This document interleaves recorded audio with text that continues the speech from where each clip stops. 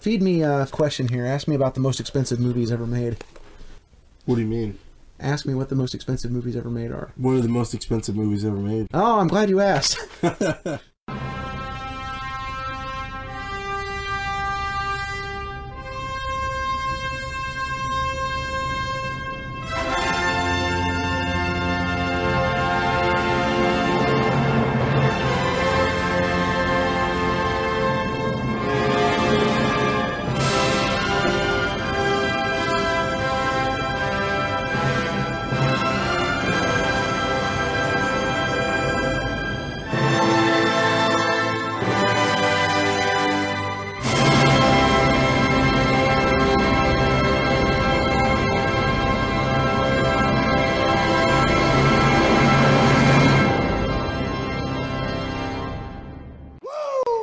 Well, before we get started, what is Onion Ring Sasquatch? Comes from an episode of Trailer Park Boys. They always come up with weird ways of calling Randy fat.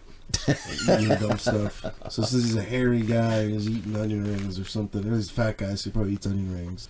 The onion ring Sam Squanch? Well, hello anybody out there. Thanks for tuning in. This is Onion Ring Sasquatch, ORS, at the movies. This is where we ruin Cody's childhood one movie at a time. My name is Greg. I go by my rap handle G-Money Clip. And with me today is the man who literally returned from the dead, Commando Cody, the warrior of the wasteland, the Ayatollah of rock and roll. Welcome back. It has been just about a year since we did this last time. Yeah, it's been 1 year. So I suppose you can expect the next episode in December of 2018. How are we choosing movies now? I don't remember what made you choose Con Air in the first place, but at the end you mentioned another movie you were thinking about doing would be Waterworld. We decided to go from the friendly skies to the briny deep, and we're going to see if Waterworld sinks or swims. Cody's got his stuff all digital, and mine I'm just handwriting. I'm like the Michael Scott. Real business is done on paper, okay? Write that down. Doing the homework on it, I kind of noticed some weird stuff. First of all, this had got a 6.1 on IMDb. Con Air has a 6.8, just for comparison. Rotten Tomatoes score of 42%, which, you know, that's always kind of hit or miss for a movie that's as old as this, because you don't really get all the reviews in real time. You get a lot of retrospective stuff. This came out July 28th of 1995, and I was working at the AMC Westerville Theater, so I actually got to see this in theaters at the time, but I had not seen it since then, so this was the first time I'd seen this movie in 22 years. Wow. Was it busy at the theater? Did people come to watch this? It was okay. It did all right. Box office-wise, this made about $88 million, but in 1995, there were only 10 movies that broke $100 million, and none of them broke 200. So that just shows how much ticket prices have gone up in the last 22 years. What, do you know any of those movies off the top of your head? The biggest one was Toy Story. Toy Story. Which came out later. There was also Batman Forever, Apollo 13, 7, Die Hard with a Vengeance. Great movies. It was kind of a weak summer. There really weren't like massively huge hits, and this kind of came out in the middle of it. Now, before the movie even came out, we had tons of bad press concerning the production, how long it was taking, how much it was costing. And this is stuff you heard about. Yeah, this was stuff you'd see on newscasts. You know, you still have Entertainment Tonight or whatever would be talking about that sort of thing. Not so much on the internet. It was still sort of in the early days, but you'd see stuff in the newspapers or magazines. They'd be talking about Waterworld and how much it was going overboard. They were calling it Fish Tar. They called it Kevin's Gate, referring to Ishtar and Heaven's Gate, movies that had notorious budget problems. And it ended up costing, in 1995 dollars, $175 million. Which, to put it in today's terms, would be about $270 million. Wow, that's unheard of, $270 million. Not as unheard of as you think. Because Waterworld, if you adjust it for inflation, is now only the 10th most expensive movie ever made. Really? Number 9, John Carter, cost $275 million. These are the adjusted inflation numbers. Disney trying to lash out and grab the Avatar shit. Number 8, Harry Potter and the Half-Blood Prince, which cost $279 million. Number 7, Avengers: The Age of Ultron. That definitely made $283 million. Tangled. Wow. Cost $286 million. Why? I don't know. Number 5, Spider-Man 3. It's $298 million. Titanic would be number 4. That cost about $298 million. Number 3, Justice League. Keeping it relevant. In 2017, $300 million. They finally released that? Estimated. Estimated? I was going to say, they never said, but it had to be very expensive. Issues with Superman's upper lip. We can't make the guy shave his mustache. He's under contract. We'll just digitally do his upper lip. Exactly. Number 2, Pirates of the Caribbean at World's End cost an estimated $347 million. And the most expensive movie of all time, Pirates of the Caribbean on Stranger Tides. Why? $403 million. Wow. What? It was 378.5 at the time. You adjust it for inflation 6 years on. Disney, what are you doing? Why? I do notice that a lot of these had a lot of water involved with them. You know, you got 2 pirate movies, you got the Titanic, you got Waterworld. Seems like if you want to make an expensive movie, do it on the ocean. That's where the scores can really change. That's ridiculous. Some of the folks involved with this, Kevin Costner, he had really got to prominence with Bull Durham, and then he was in stuff like JFK. He had Dances with Wolves, which won the Oscars, and he had directed that. He was in The Bodyguard a couple years before this, and he was just a massive star at the time, and I think that's probably why he wanted to tackle a project like this. So it was directed by Kevin Reynolds, who had directed Costner in Robin Hood a couple years earlier, and in his first movie, Fandango, back in 1985. This is written by David Twohy. He wrote the script for G.I. Jane, and he also did the Riddick movies. Oh, man. So Pitch Black, Chronicles of Riddick, all that. He directed those as well. G.I. Jane's really good, too. He said Mad Max 2, The Road Warrior, was a big inspiration on this, which is pretty apparent as you go through the movie. They also brought in Joss Whedon as a script doctor. He said he worked on the movie for about 7 weeks and described it as 7 weeks of hell. Really? Yeah, he said it was just a mess, because Kevin Reynolds actually ended up leaving the production before it was completed, and Kevin Costner took over directing. No way. Yes way. Wow. He took over. He was doing a lot of backseat directing anyway, so the guy finally got pissed and just took off. And at one point he was quoted as saying that Kevin Costner should only be in movies that he directs himself. That way he can work with both his favorite actor and his favorite director. So it was not a smooth production, to say the least. They had originally set a budget for $100 million. They blew past that. They were filming off of Hawaii and didn't bother to research the part they were filming in, and if they had, they would have known it was routinely subject to 45-mile-an-hour winds, which were constantly blowing sets out of position, camera boats out of position, ruining shots, just causing all kinds of trouble. So they had a lot of weather delays that pushed it back. It's just one of those things where they didn't plan for that much. And now Disney releases 3 or 4 movies. It seems like a year that's over 200 million. Oh, yeah. That's funny how times have changed. Money is definitely different in the 90s. And Kevin Costner ended up putting $22 million of his own into this to kind of help him get everything finished up, yeah. So does it sink or swim? I guess we'll get started here and we'll kick off the movie. They do an interesting little thing where you see the Universal logo, and then all of a sudden they start to zoom in and it starts showing the water levels rising, and we get the movie trailer guy telling us the polar ice caps have melted in the world where the polar ice caps have melted. Because everything's in a world with that dude. In a world where the sun burns cold. In a world that's powered by violence. In a world filled with violence. In a world where owning a radio was strictly forbidden. In a world without gas.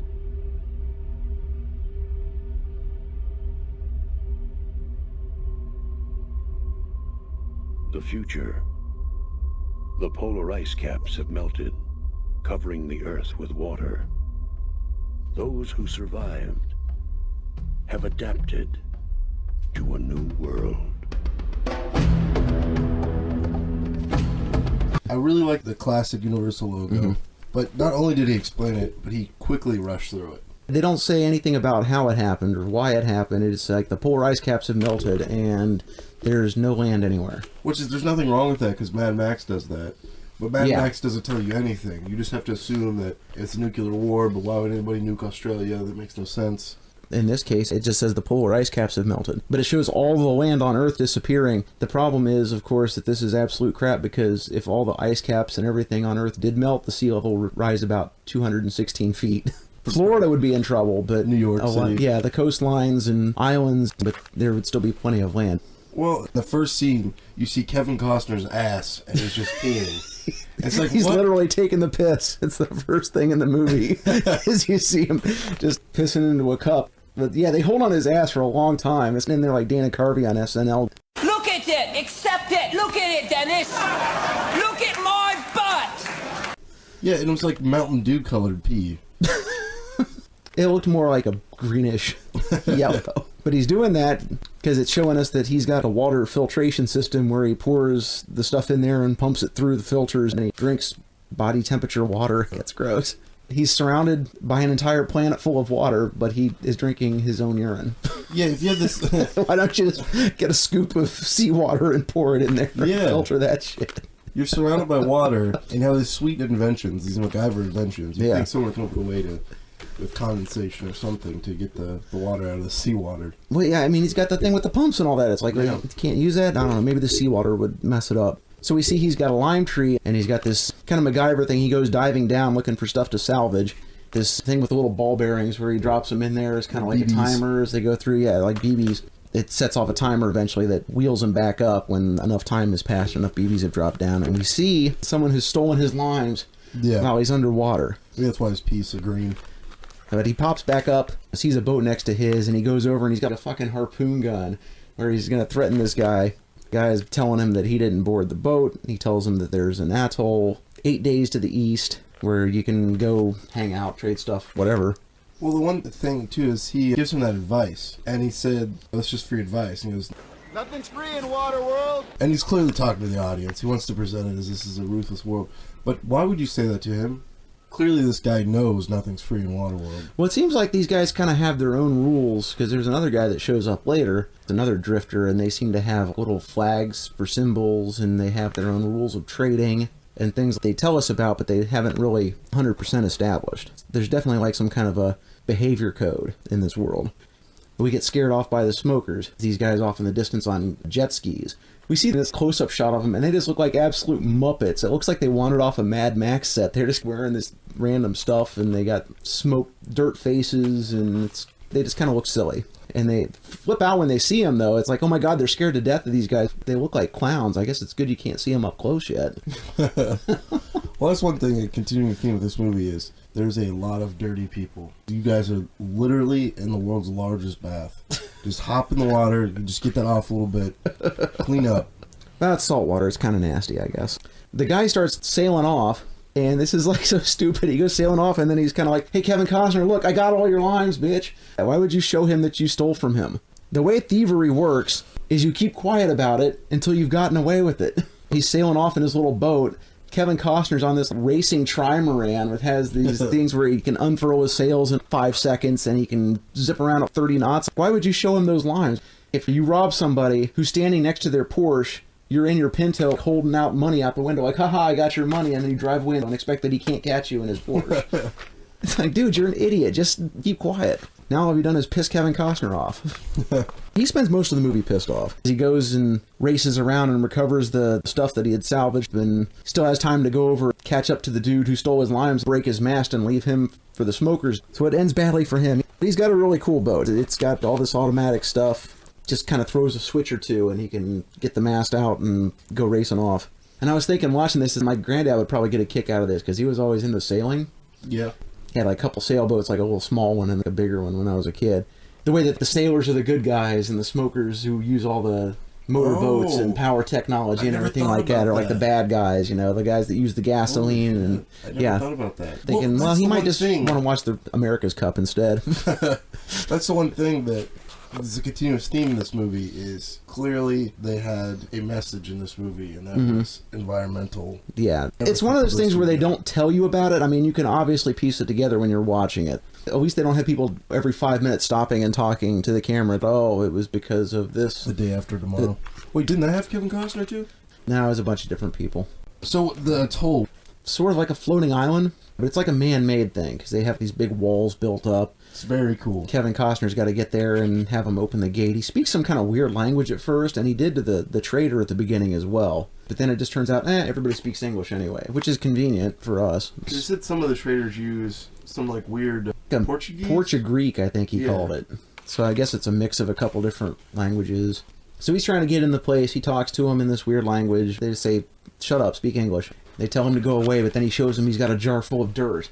So they're like, let him in. He's got dirt. They treat dirt like it's Bitcoin or something. It's better than gold. We have to get this guy in here and trade the dirt. Something clearly happened to the fish here. They're butchering the largest hammerhead shark I've ever seen. It was like they had 40 feet long. Cut like big chunks out of it. Yeah, it had massive bones. The atoll, was that technically land? Because there was a tree there. I'm not sure. I think they just have something where they set it out and they got these mounds of dirt, and they're able to like get a tree in there. Most definitely, because the atolls are usually sand, so you can't really put anything there anyways. There's this woman, they dump her into some kind of weird recycling goo, they call it. Recycling, yep. I guess she's supposed to decompose in that and somehow... It's like a compost. Stuff to help, Composting. And don't know how long that would take. Part of the problem with the movie is they'd have no indication of how long it's been since the world flooded. Well, they call us the ancients, so clearly it had happened a while ago. But yeah, but it doesn't say if it's been hundreds of years. A lot of stuff happened in this movie that were good ideas, but they were never panned out or talked about again. There's probably a lot on the cutting room floor. So Kevin Costner pulls in and parks, and then he takes great fun in blinding small children with a rearview mirror from the car. Tells the kids that they'll each get one if they watch his stuff. So clearly he's able to get all this sort of stuff. And while he's trading in his dirt, the guy who's trading it with tastes it and says, "Pure dirt." What you know. This is alright. And then we see one of the bad guys in his amazing hair. This guy looks like he should be in fucking Whitesnake or something with his hair. It's amazing 80s hair in the middle of 1995. God, he had this face I just wanted to punch the whole Looked like a Thundercat. He had like the Lion-O hair. And then we meet Jean Triplehorn. She's kind of like a bartender, but she's also running the store that has... It's like a Russian store from the 80s. There's nothing on the shelves. So he's trying to trade in all this stuff he got for his dirt, but there's really nothing to trade it for. He even says the store's pretty empty, emphasizing how desperate this atoll is. He ends up taking the shells anyway. He's like, there's nothing in them, but I'm just going to take the shells because you don't have anything else to trade. And then we meet the little girl. We see her. She's got like this tattoo on the middle of her back, and it's like she wandered right in from 2017. Like a 6-year-old kid with a tattoo. And we can see that they're trying to keep her out of sight. The bad guy there is trying to take notice of her. Like, they're aware from the start that it's some kind of a map. The bad guys are, because they're trying to get her from the start. The bad guy is kind of seems to be friends with everybody, but then later reveals, it's real that he's a spy. Yeah, he's a smoker spy. Then we get all kinds of weird stuff going on. Okay, he buys a tomato plant. She says it's going to cost half his chits, and he just dumps them out and doesn't bother to count them. You better count those, dude. It's not like dirt grows on trees. Oh, wait, not really. As he's getting ready to leave, he's loading up all his stuff. The elders say, hey, while you're here, why don't you knock this girl up? Because inbreeding, we don't want to do too much of that because that's kind of a bad thing. Make her pregnant. And he's like, no, I just want to get out of here with my stuff. We'll give you whatever. He's like, you don't have anything. That's the cool part about this movie is it's very... The imagination on this is so great. And they've thought about everything and done some cool stuff. Like, they want to avoid inbreeding and really pan stuff out, and it's a cool world that would have been sweet to see in, like, several sequels. They do a good job of world building, like you say. They definitely got a society sort of set up, and they show how it works, and the fact that having anything is a luxury, because there's, like, nothing after everything had flooded.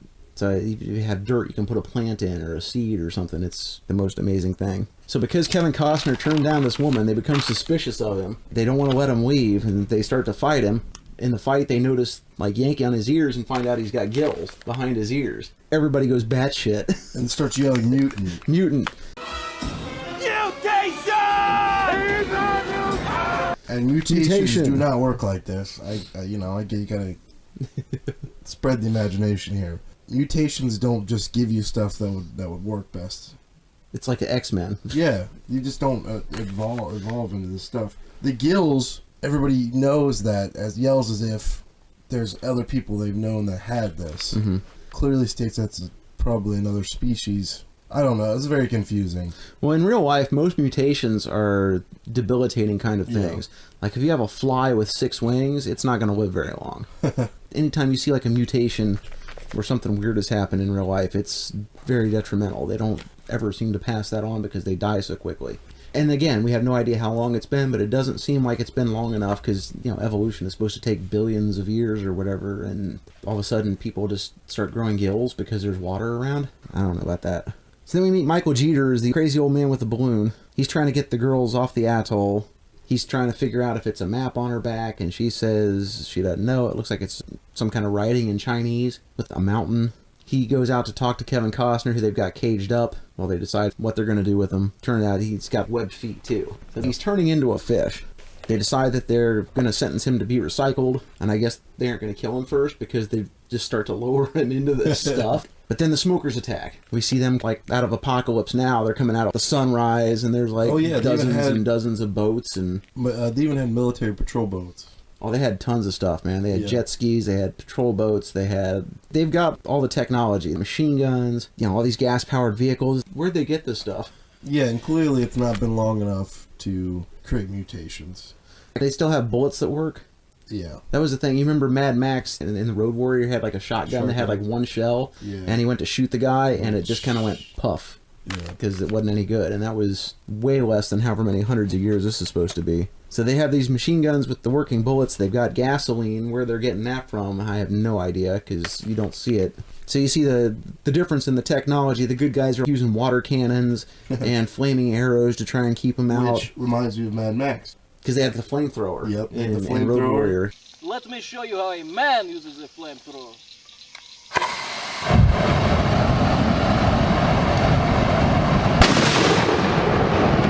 They're circling the atoll trying to get in, and they're fighting them and shooting up stuff with a machine gun. And then all of a sudden you see these water skiers coming along, and I'm like, being towed by a plane. I'm like, what the fuck is this, SeaWorld? Where's Shamu? They got a ramp set up for these water skiers to jump over into the atoll, and then they do the same thing with the jet skis, start jumping the ramp and going in there too. So they get inside and start messing stuff up. The action scene, there's a lot going on, and they really put it together well. There's a lot of stuff, a lot of people, a lot of moving parts. Michael Jeter, he accidentally sets his balloon in motion, starts inflating it. He's like, oh, come on, girls, we got to get out of here. And he's clearly like the scientist of the atoll or something like that. Yeah, I don't know. He figured out how to make helium, or that they had tanks laying around or something. Some of the stuff they have laying around is just so random.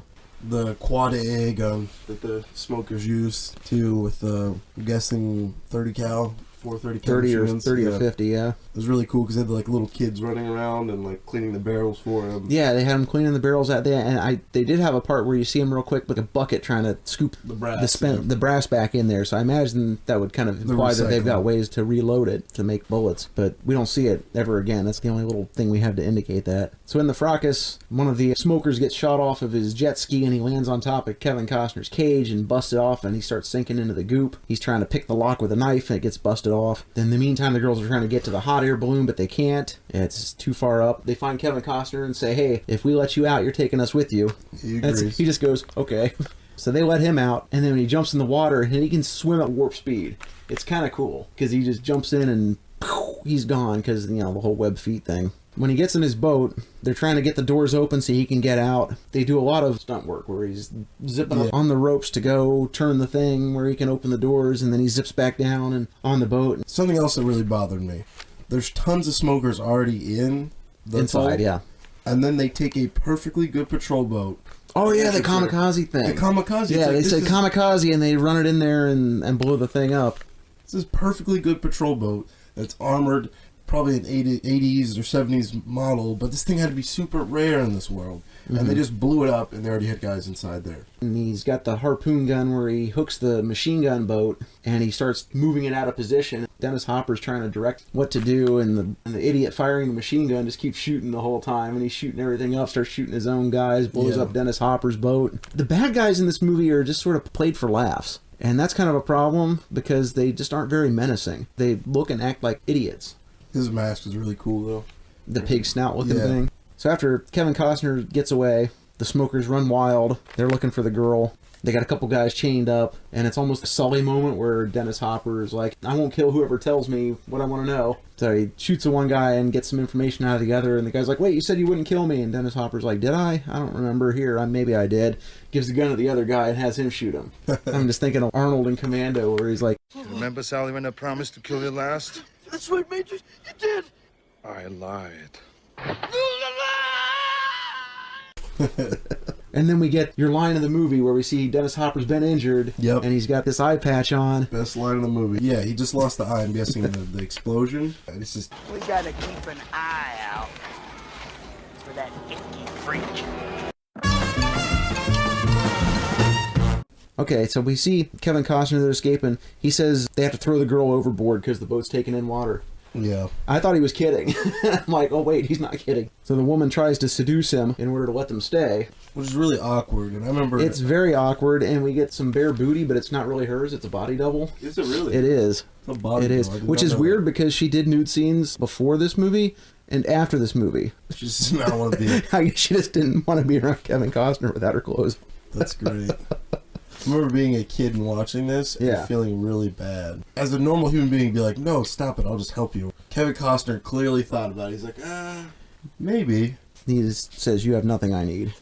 Like, shoots her down cold. So then she decides, before she even gets dressed again, she grabs a spear gun. You want to put your dress back on first? It'd be a lot less awkward than you trying to cover up with one hand and hold a spear gun on him with the other. I mean, is she bipolar or something? And then she saw him in action, right? And you think he's not just going to be able to overpower you instantly, which he does. He gets the drop on her, literally, with his sail, and then just smacks her with an oar. So we have Dennis Hopper attempting to get a fake eye, but it doesn't really work out. They're playing him for laughs. It's one of those things where they got all this kind of dark stuff going on. There's this world they've set up where things are rough and wild, and these guys are supposed to be the bad guys, but they're clowns. He goes driving through his ship. They're playing the theme from Peter Gunn. It made me think of the Blues Brothers. Drive! Hey, it's gotten better.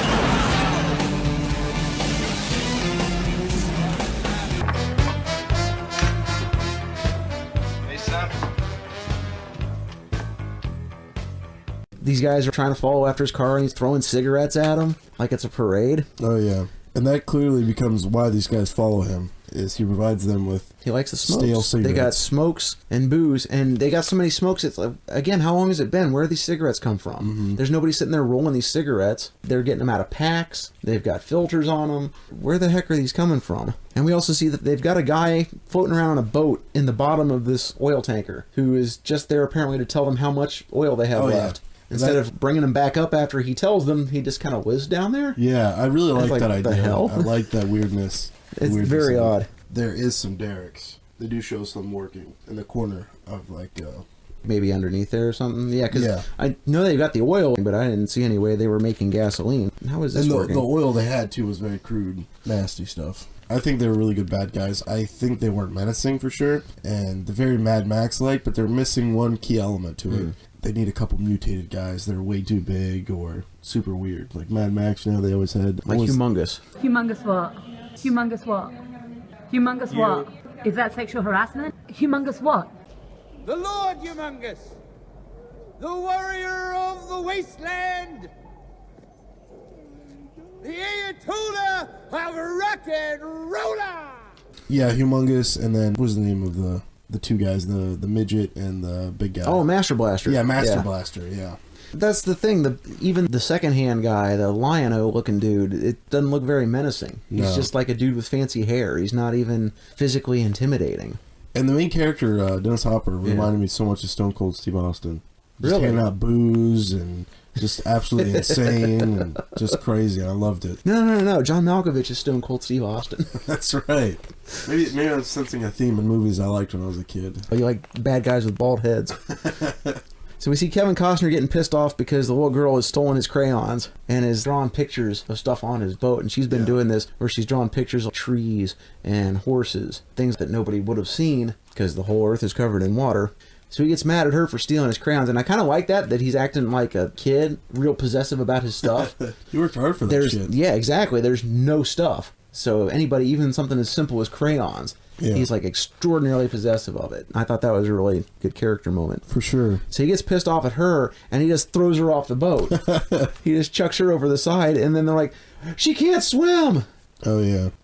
Bitch, this is Waterworld. The first thing you ought to be able to do is learn how to swim. Are you kidding me? Well, they're clearly presenting her as like this is somebody that was meant for the ground or the earth. Or something like that. Yeah. I think that's one of the things where they're kind of giving hints that she knows or came from dry land. Exactly. Because it's, dry land is presented as this mythical thing. It's this place that doesn't really exist. It's something like the way we talk about Atlantis. It's something that rumored, but nobody has ever seen it, ever been there. And that's the other thing. They don't really tip off where this girl came from. We see her on the atoll, but, somebody put her in a boat with a little note or something. How did she get there? Because Jean Triplehorn's not her mom. Yeah. She got there somehow, but we don't know anything about her. But she draws all this weird stuff. She draws what she sees, is what they say. I don't know. It just seems to me like the first thing that anybody would learn how to do in this world is swim. Without a doubt. Even if you're somebody in hiding or something, I get it. They were hiding her. Mm-hmm. She didn't grow up with her parents who probably would have taught her how to swim. So it makes sense. She was super protected. Then it turns into, this is a hilarious scene, I think. Somehow, doesn't one of the ropes get cut? They get attacked by a plane. There's like the smoker, the smokers come by on a plane and they see him because they're out looking for Kevin Costner. Because he turned around to help her get back in the boat. Yeah, so they dropped his sails or he'd pick her back up. This plane comes by and starts strafing him, trying to shoot him up. They're like, just don't hit the girl. It's like, yeah, you're taking a chance, dude. You're just kind of shooting wildly. Gene Triplehorn gets the harpoon gun and shoots the plane and hooks it. So now it's a situation where the plane is tied to the boat and it's like a tether ball. It's circling in closer and closer to the mast. And then the harpoon gun breaks off of its base and gets caught in the rigging. The pilot eventually shoots the rope, which is something we talked about with the Con Air review. Oh, yeah. It takes him a few shots, though. He doesn't do it the first time. He fires 2 or 3 times before he finally hits the line. It's also kind of funny is the pilot is Jack Black. No way. Yes way. One of his early screen roles, yeah. I did not know that. Yeah, he's not very recognizable. You see pictures of him, you'll say, oh yeah, that's him. But he's got the outfit on and the goggles and everything, so you don't really notice it's him. That's pretty mind-blowing. I didn't even know that was Jack Black in that. That had been, definitely one of his early films. So yeah, the boat was getting tipped over on its side, and then the rope gets cut, it flips back up, and Kevin Costner gets thrown into the ocean. The gun crashes down into the netting of the boat and makes a big hole in it, and he's so pissed that he cuts the women's hair. Yeah, no, that's hilarious. He cuts Gene Triplehorn's, and then the girl starts giving him shit, and then he notices that she's been drawing on his boat again after he told her to stop, so he ends up cutting her hair too. Well, he sees the crayon in her hand. He sees the crayon again, and it's like, He goes up to her and just straight Paul Mitchell lops that shit off, and it's great.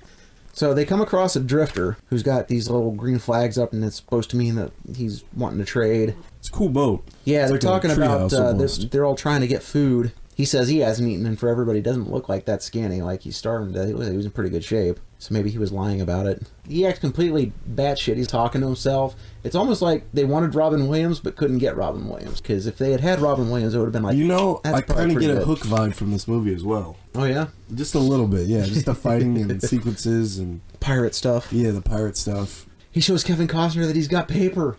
Paper! And he wants to trade it for like half an hour with the woman. He kind of reminds me of Pauly Shore as well. Huh. I even almost to the point it was like, it kind of does look like Pauly Shore.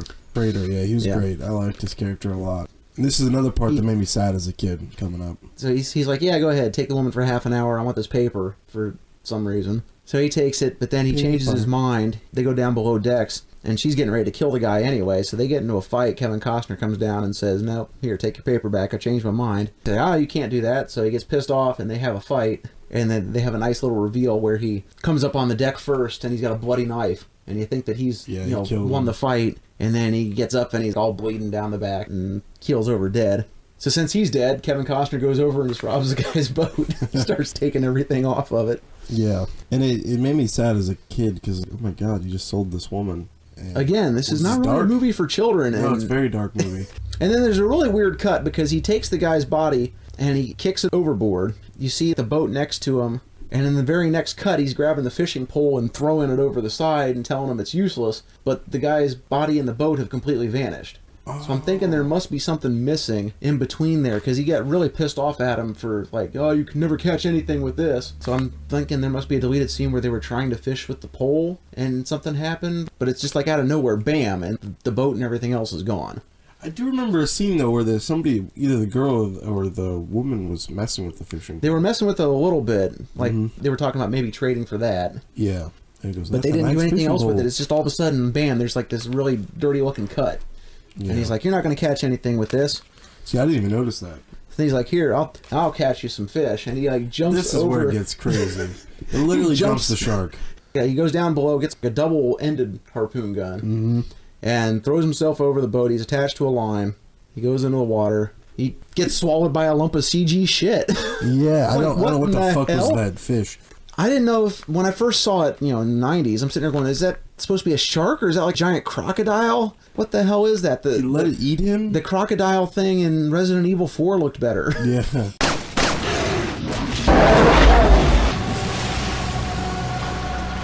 It basically jumps up and swallows Kevin Costner, and then it's shot so poorly that you can't see what the hell is going on. It's a really bad CG thing that grabs him, but it looks like in the next shot they had a shark. Not a live shark, Jaws sort of thing. Something because it looked like a practical thing in the water at some point, but it's just a real quick shot, and then you cut to underwater where there's bubbles and stuff, but you can't see a damn thing. And then all of a sudden, kaboom. He somehow blows it up, I guess, from the inside of its stomach. Yeah. But then you don't see how he gets out or how he survived the explosion. Because it's like it explodes. There's like a kaboom. It's not like he just shot it with a harpoon. I have no clue what happened, except that somehow he killed it, and that might be one of the worst part of the movies for me. And the next thing you know, he's throwing fish on some hot coals and saying, "Here, eat." Yeah. Something clearly happened to the fish here. Yeah, it's like a goldfish. You know, when you put it in a bigger tank, they grow bigger. Yeah, I don't get it. The timing in this movie makes no sense. Was it a nuclear war? Caused mutations? Why the hell did this fish look like it hopped off the set of Episode 1 of Star Wars? There's always a bigger fish or whatever There it is. There's always a bigger fish. And that was a pretty big fish. It's one of those examples of mid-90s CG that needed to cook more. Mm-hmm. And there are just tons of movies from 95 to 98 that, hey, we can start using more CG. It's getting better. Oh, no. Yeah, for sure. Oh, no, it's not. Generic 90s grunge song for everyone in Flanders. Generic 90s grunge song, something from Seattle.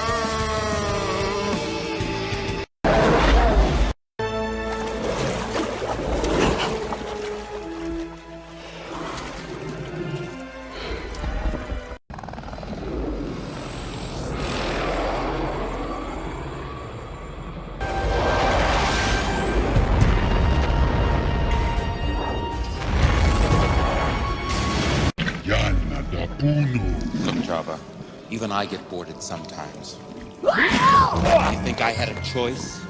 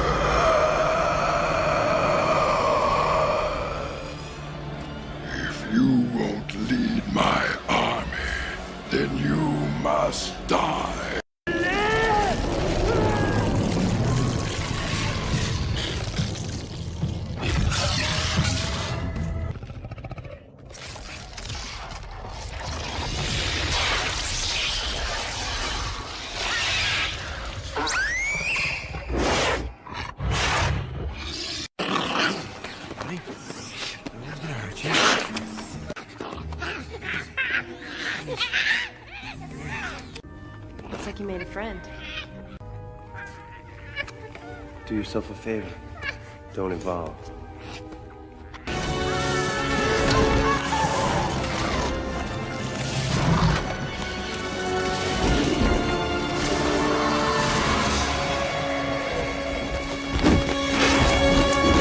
Garbage. How I would have shot that scene is maybe have him use the fishing pole to catch a fish, and then catch a fish, and then they get excited, and then they go to eat it, but he's like, no, this is for bait, and then have some other crazy invention, because it's boat's full of crazy inventions for fishing a much bigger fish then, and then bring that thing up. Yeah. And make it out of rubber, not the fucking computer. Well, it looked like they had a rubber or shark or whatever. Yeah, they one did shot. It's like the very next shot after Kevin Costner eats him, you see like a fin and something swimming, but it's so brief, and it's like if you had a practical thing, was it that bad that you couldn't use it and that you cover it up so fast? Which is really disappointing. And the thing is, he just jumps over the boat. There's no bait except him kind of swimming behind the boat. There's no chum. In this movie, it's not like Jaws where, you know, Roy Scheider's chucking shit out of the back of the boat to try and attract a shark. There's nothing in there that would attract what you would think a shark would go after if it's supposed to be a shark. No sense. But how many people have we seen in the water in this movie?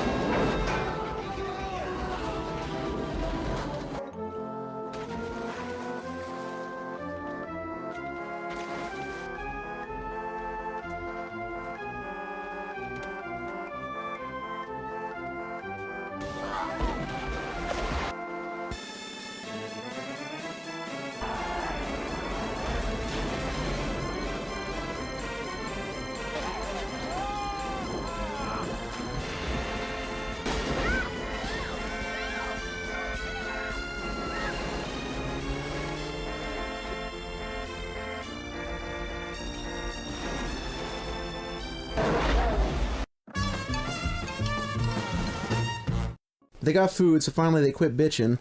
It's after this point the movie slows way down. We get a lot of stuff where they just talk, and then at one point Kevin Costner's teaching the girl how to swim, and Jean Triplehorn freaks out and is like, Oh, what are you doing? Those monsters will kill her! Oh, they're asleep now. like, friggin' what? They're asleep now. It's the same time of day you just caught one. Exactly. It's the daytime. It's not like you're doing it at night. It's not like you caught the thing at night. How many times have we seen people swimming in this movie, and that was the only time that a monster comes and attacks somebody? Yeah. And it just happened to be the one time that they wanted a monster to come and attack somebody so that they could eat. I mean, I understand if you're saying in the movie that the humans have mutated, it would stand to reason that animal life has mutated as well. But yeah, it didn't make any sense as far as the way they shot it and what they did with it. And how it's all of a sudden, oh, it's okay to go swimming now. Why? How do you know they're asleep? Are you Aquaman? Are you communicating telepathically with them? Yeah, unless he had one of his mutations was that they could have said that, like, oh, I have these senses, I can tell where the fish are. You know, that might have been a bit too silly, but yeah, there's no reason given for how he knows it's okay for them to go swimming. If I could jump back for a second too, because I totally forgot about this. Little girl first thing falls in the water, they bring her out of the water. Yeah, super afraid, super scared. And then when they go back in the water to learn how to swim, she's totally fine with the water. She loves the water. After watching this massive monster come up. I would have been like, bullshit, dude, don't get me anywhere near that water. Are you kidding me? After I saw Jaws, I didn't want to go swimming in the lake, you know? And in this thing, if in real life you saw something that big come out of there, you would have been like, no way. Yeah, this is one of the many points where the movie gets real corny. So they come across a trader outpost in kind of a really neat trick where you see the traders and they're waving to them. It's like Weekend at Bernie's 3. They've really got lines attached to them and they're making them wave, try and get them in. But Kevin Costner senses that it's a trick, or he's got the busted spyglass or whatever, and he can tell that it's an ambush set up by the smokers. They've got guys on jet skis waiting underwater. I guess they've got some kind of homemade scuba. So he's trying to get away, and they've got a thing where they're trying to hook his boat with a net, and they keep leaning to one side or the other to get the boat to kind of go over the edge of the net instead of getting the keel caught on it. So he gets away, and then he throws out a computer graphic spinnaker so he can get the boat going even faster. So it's pretty obvious CG. And then they've got one of the most improbable things in the movie where Dennis Hopper's got a rifle. From a massive distance away, he is able to shoot Kevin Costner, even though the rifle doesn't even have a scope. It doesn't have a scope, and it has a super short barrel, so the round's going to be so inaccurate. Yeah. And he gets him, like, right in the side of the stomach. Yeah. Kevin Costner, he then becomes suspicious that they're after the girl, because they keep coming after him. Jean Triplehorn tells him about the tattoo. It's supposed to be a map to dry land. He says dry land's a myth. You want to see dry land? I'll show you dry land. So he puts her in a diving bell and goes under the surface with her, and they go to a city. I think it's supposed to be Denver. Yeah. Definitely is Denver. And which, this is another part that drives me nuts about the movie. If that's Denver, do they realize the altitude in Denver? Denver itself should be dry land. Like you said earlier, but Denver is very high up. Mile High City. It's definitely Denver. And don't you understand? I thought I recognized it. If the ice caps melt, it's going to cover the entire planet. That's right. Thousands and thousands and thousands of feet. There's no land anymore anywhere. And if it was Denver, it's going to be pretty cold in that area. The water is. Because that altitude, even if there's water up there, it'd probably be frozen. I don't know. No, you can't have any frozen stuff. It's too hot. That's why the ice caps melted in the first place. True, that's right. You can't have ice. But it's definitely Denver because I thought I recognized it. I was like, this looks familiar. And then I saw the ski slopes. Yeah, there's like a ski run. I looked it up, and it is definitely Denver. Okay. Which drives me insane. You should not be swimming hundreds of feet down to find this. Well, I just don't understand why he's got that diving bell. He's out there by himself. Yeah. He doesn't need it. He's got gills. Why does he have that diving bell? In case he happens to randomly pick up somebody and decides he wants to take them swimming? I guess so. Also, it's only good enough for the woman. Like, they can't bring the little girl. Can't bring both of them, which is convenient because by the time they come back up, the smokers have caught them. Yeah. And considering how quick in between their escape and his decision to take her diving are, you might want to put a little more distance between you and them before you decide to go screwing around. He was suspicious that they were being followed in the first place. So if you know you're being followed, why are you doing this diving? Especially after you figured out that they want the kid, you know you're being chased. Now let's just stop right here so I can show you that Denver's underwater. So we finally get a name for Dennis Hopper. He introduces himself as the Deacon. Other actors who were up for the part of the or just said no include Gene Hackman, Gary Oldman, James Caan, Lawrence Fishburne, and Samuel L. Jackson. Wow. Samuel L. Jackson says no, then you got a real issue. That guy says yes to everything. I have had it with these motherfucking snakes on this motherfucking plane. Well, he turned it down because he was going to be in Die Hard 3. Oh. So he had a legit scheduling conflict. But I'm not sure what reasons the other ones had. But Dennis Hopper said he worked on the movie for like 8 months. Really? Which I would be a bit surprised because he's not really in it that much. Yeah. So they capture the girl and he escapes underwater. He's feeding her oxygen by smooching her. Yeah. While he's breathing through his gills, he's able to blow air into her lungs to keep her going. And when they get back to the surface, they see that his boat has been destroyed. So we got Dennis Hopper is trying to talk to the kid and figure out if it's a map or she knows the way to dryland. He offers her a cigarette. I mean, yeah, go ahead and give the 6-year-old a cigarette. I worked in Clerks. So after he gets back up there, she's like, well, why didn't you take me when I offered myself? Basically saying, why didn't you rape me? Yeah. And hey, if you offer yourself, it's not rape. That's right. Hashtag her too. Because he said, I could tell you didn't want me. And then she's like, oh yeah, that's right. You were going to rape me. Thank you for not raping me. So basically she falls in love with him because he didn't rape her. They're so in love with each other then at that point. It must be love because she jumps Kevin Costner on the flaming wreck of his boat.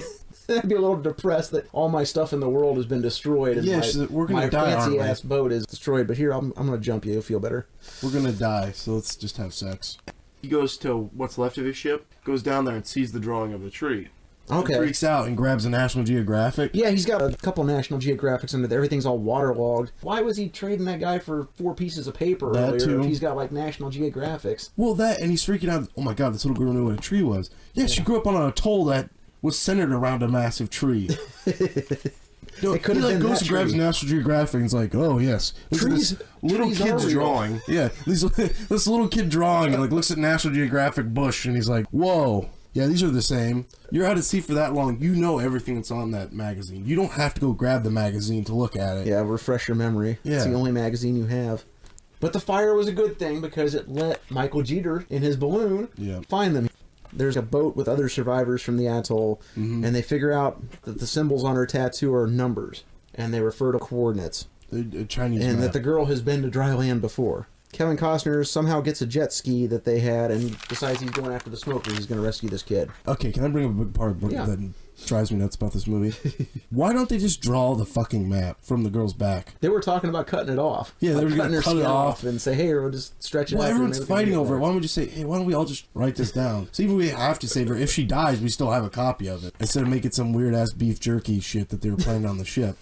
They were going to lob it off and dry it out. But yeah, that was another issue. I get it because they want to use the girl's information, but clearly she doesn't know shit about dryland. She doesn't remember it, yeah. The deacon refers to somebody called St. Joe, and it's a picture of Joseph Hazelwood from the Exxon Valdez. And of course, the Exxon Valdez was an oil tanker that wrecked in March of 1989, spilled 11 million gallons of oil into Prince William Sound. They said he was drunk, but they couldn't prove it in court. Yeah. It was one of those things where they had taken a sample, but they didn't do it right. He wasn't even the guy who was steering the boat at the time. It was like the third mate. But this is the scene I was telling you about where it reinforces my thought that this is a very much environmental movie. Yeah, because that was one of the biggest oil disasters at the time until they decided to just open up the floodgates and let however many billions of gallons of oil into the Gulf of Mexico in 2010. After that mess, the Deepwater Horizon. That's kind of done as a spoof, too, that they worship Joe Hazelwood. Yeah, exactly. Again, they play these guys as clowns. They're supposed to be pirates, but there's just a bunch of violent psychopaths that have no brains. They're on this huge oil tanker, and Kevin Costner gets there. He's sneaking aboard while Dennis Hopper's giving a speech. His jet ski is found by the smokers, so he's got to jump them, but he's able to get their clothes and go in disguise.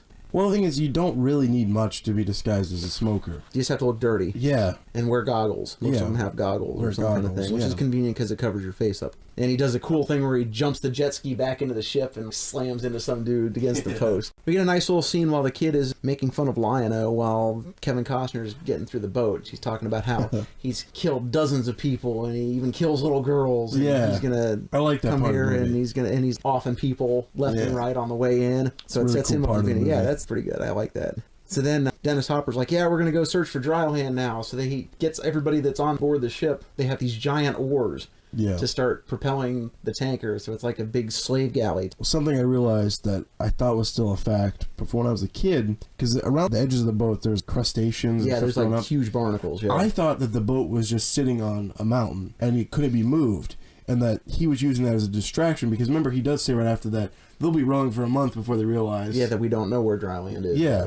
So in my mind, as a little kid, I thought that meant that he used that as a distraction. They thought they were controlling the boat, but the boat's really not moving. Yeah, it's just massive years and years worth of barnacles that are on the thing, because it kind of looks like a mountain. When Kevin Costner's getting on the thing the first time, he's climbing up with all these holes. I'm like, oh, those are convenient for all the oars. Yeah, is what they were there for. I thought that was just trying to disguise how he's supposed to climb up there, and all these holes are just... It was very cool design. I don't know who designed the set designer or who had the great imagination to come up with this stuff, but it was really cool. So everybody is gone, except one lone man is walking across the deck of the tanker, and it turns out it's Kevin Costner, and the little kid tells him, "You guys are in so much trouble." And then Kevin Costner takes a flare, threatening to drop it in the thing, and do you know what this is? Like, you're not going to do it. He's bluffing. Drops it right in there and blows them all up. What is the guy, the marker, what does he say? Oh, thank God. So it blows them all up, and you get these huge action scene with lots of fire and shooting and explosions. He offs Lion-O pretty easy. Yeah. They have a bit of a fight. He's chasing after him in a car, and he just kills him. No action movie line. Which after Con Air, hey, that was a nice change of pace. I love that car in that movie, too. It's very cool.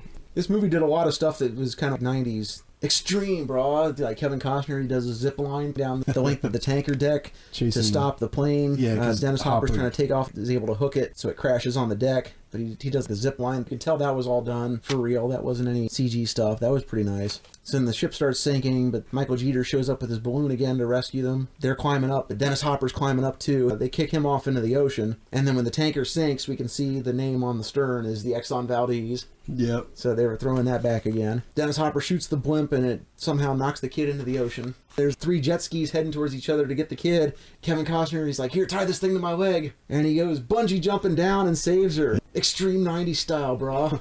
What did they expect was going to happen? If he wasn't going for the little girl, they were still going to run into each other, blowing up, killing everybody. Yeah, it's like you might want to slow it down a little bit, otherwise you're going to run the girl over too. Yeah. End up killing her. So now that they've got her in, they get in the balloon and they go searching for dry land because they've figured out how to find it. They find this huge island. They land, and the island's got fresh water. Everything is so green. They find this hut with a couple skeletons inside. The girl gets into the hut and sees the music box and is like, I'm home. Yeah, and they saw the tattoo gun where they tattooed their infant. It's kind of like what you said. You've got this house is still standing. They've got a boat on the shore that's still intact. I guess they don't get any storms.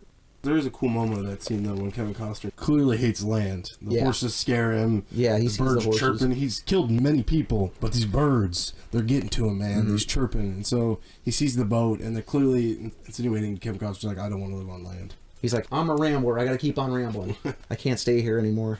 He's got a boat. He's got some plants on the boat, and he's setting sail for new adventures. And everyone else is going to stay there and start a new life on dry land, which is obviously got to be the top of Mount Everest. What is higher than Denver, but way higher than Denver? Because look at the way that. Well, remember, there's no other thing anywhere. The only thing that would possibly be the highest point on Earth would be the top of Mount Everest. There's actually a deleted scene where there's the plaque that's up there talking about how Sir Edmund Hillary and whoever else was up there went to the top of Mount Everest in 1952 or whatever.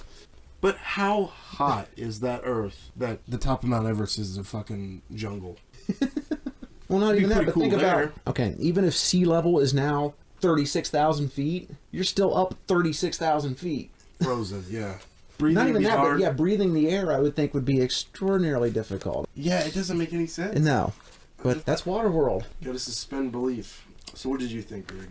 Well, it was weird. I hadn't seen it in such a long time. Did you go into it expecting it to suck? Yeah, I remember when I saw it in the 90s, I was kind of like, it's not bad as far as movies go. I don't see $175 million in it. It's a halfway decent action movie, science fiction stuff, but not $175 million worth. It just had so many production problems and became so notorious at the time. I mean, Kevin Costner and Kevin Reynolds didn't working in it until Happy Old McCoys. Yeah. Wow. So they're almost 20 years. What else has this director done since then? He did 187 with Samuel L. Jackson a couple years later. The Count of Monte Cristo in 2002. He kind of dropped off the scene, and he did Risen in 2016, the Jesus movie. I forgot all about that movie. A couple other things. Certainly nothing on this scale. This was a big undertaking, obviously. I'm surprised someone hasn't tried to reboot this. I think with how much it cost, they've gotten scared away from it, the whole idea. That's the thing about it. Nowadays, they would probably be able to do so much more with computers. there was very little computer stuff in this movie. And I like that. Yeah, I mean, a lot of this stuff was practical effects. Well, I like Some this of movie them so kind of look a little dated, but I mean, all the action stuff is going on live. They didn't have to do any CG junk for that, so that was kind of cool. So, I mean, I imagine it would probably be a lot more possible now to make it than what they were trying to do back then, if they really wanted to. It just seems kind of silly when they start bringing water skiers in, because it just makes me think of SeaWorld. Well, it's funny you mention that. When I liked this movie a lot when I was a little kid, for some reason, clearly, Universal thought this movie was going to be huge. My parents went to Florida, and they're like, Cody, you wouldn't believe this. They had an hour-long show based around Waterworld. And they kind of just rebuilt like a scene in there and had guys jumping with that and blowing stuff up. Oh, like one of those stunt shows. They still have it at Universal Hollywood, yeah. Wow. 22 years later. Clearly trying to still cash in. Hey, we paid $175 million. We got to get that back somehow. So did Kevin Costner learn any lessons from Waterworld? Fucking nope. What was his next movie? Postman. The Postman. Another post-apocalyptic boondoggle that cost $80 million and made $17.6 million. The one time I watched it as a kid, I really liked it. 17.6? That's even worse than Waterworld. It didn't even get close. I mean, Waterworld made 88, and then eventually, over the years, video sales and Google put it all somewhere that sort almost of to stuff. 300. So eventually it made some money, but it took a long time. It's not really good enough to be good. It's not really bad enough to be bad. It's not bad enough to be good either. It's kind of somewhere in the middle. I think I'd probably give it like a 5 out of 10. It was alright, I guess. I was saying a 7. It might be nostalgia. I love weirdness, goofiness. I love the way things are designed and thought out and how cool the imagination is behind all this stuff. But that's about it. And they clearly worked really hard on that aspect of the films. That's why I give it so high. This is mostly expected to be a box office hit. A lot of families go watch it, but it still has some dark themes to it. You see some rape kind of stuff. Just, it's really dark. They're using human corpses as fertilizer, and it's great. I love that. You don't see that nowadays. Disney owns all the big movies that come out, so Yeah, they're it's- never allowed. But yeah, I'd give it 7. That's why I agree with, you see IMDb was almost a 7? It was like a 6.1. It's worse than Con Air. How is that possible? If you like Mad Max, and you've watched all the Mad Max 3 times, then maybe watch this one. I think if you like Mad Max, just watch Mad Max again. This takes so much from it, but it's just not as good. Well, it's 90s PG-13. You got some nudity in there. But then again, it's like you said, they have a line of toys. Did they think little kids were going to play Waterworld? Oh, let's reenact the scene where the girl strips down and tries to seduce Kevin Costner. Well, I think this was Kenner's fault. They were at a weird time. Kenner is a famous toy line. Probably most known for doing Star Wars figures, like the original Star Wars line in the They're 70s and Cincinnati 80s. too, right? They're an Ohio company. And they kind of dipped in the 80s, which is really sad because that was a big time for toys. But it was because Star Wars stopped. They stopped making Star Wars figures in 1985. And Hasbro took off and destroyed them, and it looked like Kenner was about to go out of business.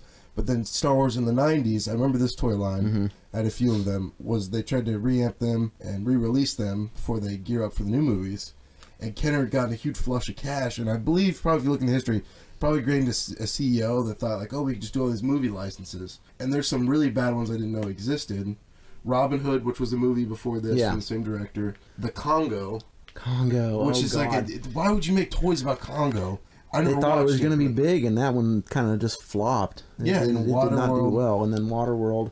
And which eventually led to Kenner going out of business, I think, buying all these licenses. But why you would tie something in... They must have been doing this stuff before they saw the movie. Because, I mean, it takes production time to ramp up, and you got to have those things in the stores by the time the movie's out for it to be relevant. Oh, yeah. And you got to be... Man, they must have looked at that and were just like, oh my gosh, this is not really a movie for kids. I definitely had a few of the action figures. Because Big Lots back when I was a kid would get the toys that didn't sell. So I got like a lot of the Army of Darkness stuff, Waterworld. At this time, these toys would have been 7 years old, and Big Lots was still selling them. So that's how I got into Waterworld. I watched on TV, and then noticed there was toys.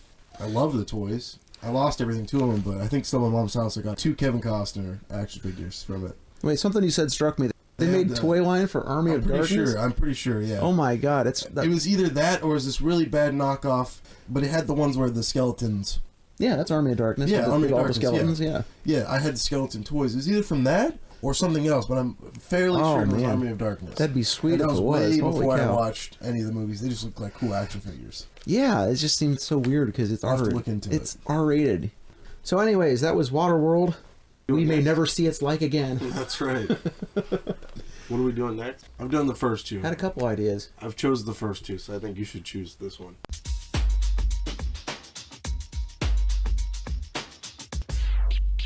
drop that zero and get with the hero.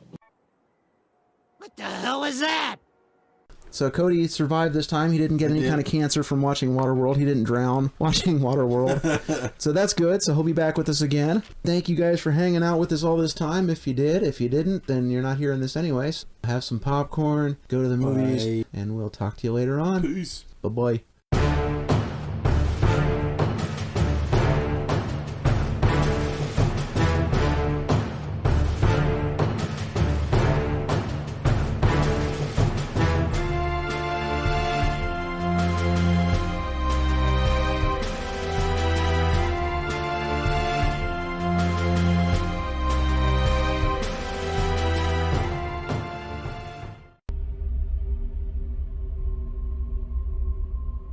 The future.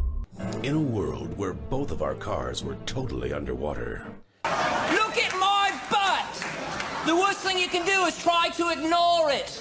It's a total circle, don't you see? You can't hide from it. It's a force to be reckoned with. Accept it before it destroys you.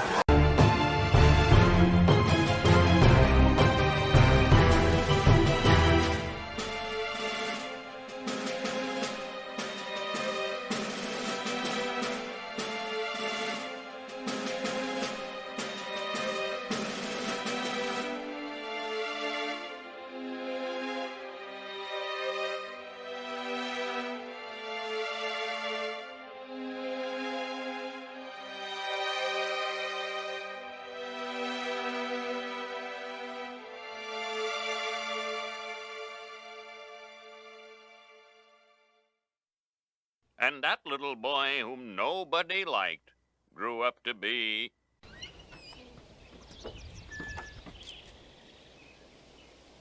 Hello. Would you like to look like this?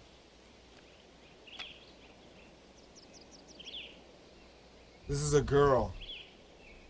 Now you know the rest of the story.